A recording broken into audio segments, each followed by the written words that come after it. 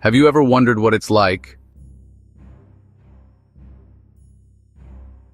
Not the grand philosophical finale, but the nitty-gritty of the last few moments, the final 10 minutes.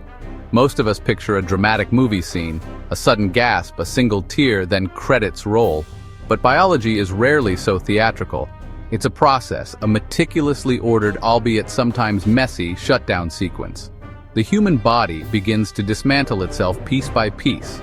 It's not a switch being flipped, but a series of dimmers being slowly, deliberately turned down until the light finally winks out. So, let's set the clock. 10 minutes to go.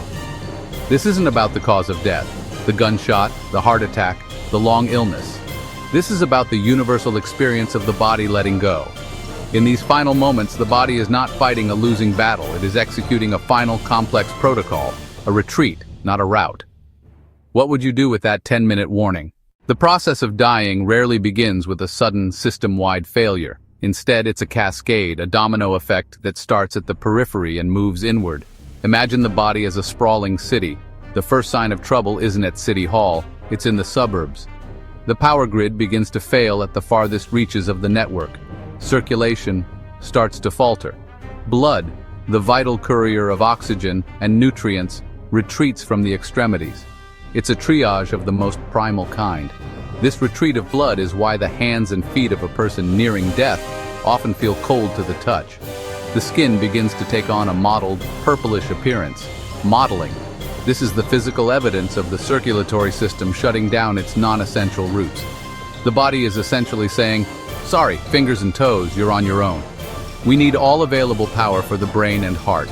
It's a cold, hard, but incredibly efficient calculation. The body sacrifices the comfort of the limbs for the survival, however brief, of the core. As the blood supply to the skin diminishes, so does the body's ability to regulate its own temperature. A person might feel intensely hot one moment and then shiver cold the next. The digestive system, energy-intensive, is furloughed. A person in their final hours loses interest in food and water. Swallowing can become difficult. It is preparing to arrive at its final destination. The engine is being starved, part of a deliberate and final shutdown procedure. At the center of the circulatory retreat is the heart, the body's metronome which has been beating since before we were born. In the final minutes, this steady rhythm begins to lose its cadence. The beat becomes weaker, more erratic. The heart muscle, deprived of oxygen and fuel, can no longer maintain coordinated contractions. Instead of a strong thump-thump, it might flutter or skip beats. Arrhythmia. This is the sound of the engine sputtering. Each beat is less effective. Blood pressure begins a steady, irreversible decline. Blood flow to organs slows. Kidneys shut down. They cease producing urine. Another sign the body conserves every last drop. The pulse becomes faint, felt at the wrist, then possibly only at the neck, thready and hard to find. Sometimes a rapid heartbeat appears, a last sprint before collapse. The heart's electrical activity becomes disorganized. Coordinated squeezes give way to chaotic quivering. Ventricular fibrillation. The tremor fades to a quiet, then flatline. The pressure drops to zero. The flow stops. The last beat echoes, and then the engine falls still. Breathing, the most automatic rhythm of life, undergoes a profound change in the final minutes. It becomes laborious. Muscles of the chest and diaphragm, weakened by lack of oxygen, struggle to draw air. Breaths may be shallow and rapid, as if trying to sip air through a straw.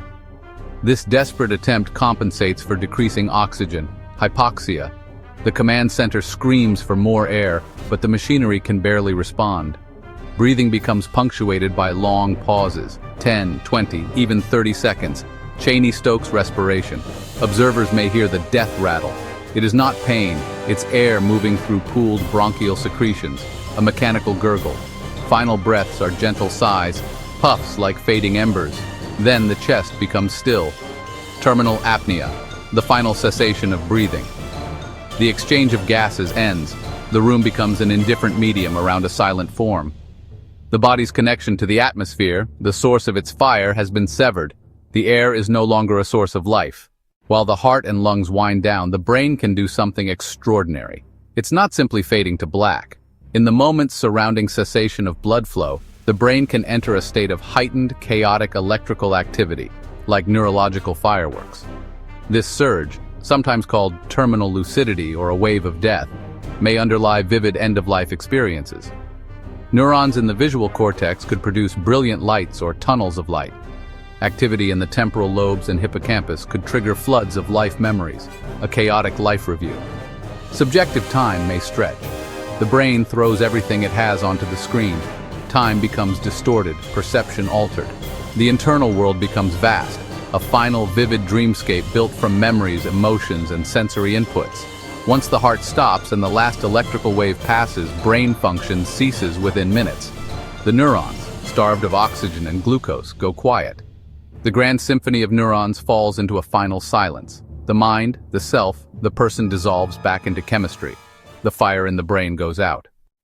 As the body focuses remaining energy on the core, the senses begin to check out one by one. Vision is often the first to go. The world becomes blurry, tunnel-like, with a small point remaining sharp. Touch retreats. Hands and feet feel numb. A gentle touch may not be registered. The brain can release endorphins, creating peace, detachment, even euphoria. The body administers its own palliative care. Taste and smell fade. Interest in food and drink evaporates. The sensory tapestry unravels thread by thread. The world becomes a distant, muffled echo. Hearing is widely believed to be the last sense to go. Continue speaking softly. Auditory pathways are resilient. They may hear the music in the room. They may hear words of comfort. The last thread connecting consciousness to the room is a voice, a whisper. It is a final, lingering connection. A last, gentle whisper as the self withdraws. In the final hours and minutes, the boundary between the living and whatever lies beyond can seem porous. Many people report experiences not perceptible to others. Speaking to relatives long gone, preparing for a journey. They see subtle, translucent figures, deceased loved ones arriving as welcome guides. These visions are consistent across cultures. Figures are almost always deceased loved ones. A spouse, a parent, a sibling, calming and reassuring. A dying person may reach out to someone no one else sees. For the observer, this can be unsettling. For the person, it can be profoundly comforting. What is the biological basis? It could be a combination. Oxygen-starved brain and heightened electrical activity, accessing deep memories and archetypes. The release of endorphins and other neurochemicals can induce euphoria, making visions feel benevolent and loving. Whether chemistry or something more, their effect is undeniable, reducing fear, providing closure, a final mysterious gift to family. It's as if the welcoming party has arrived a bit early, a thinning veil, a bright doorway beyond our grasp.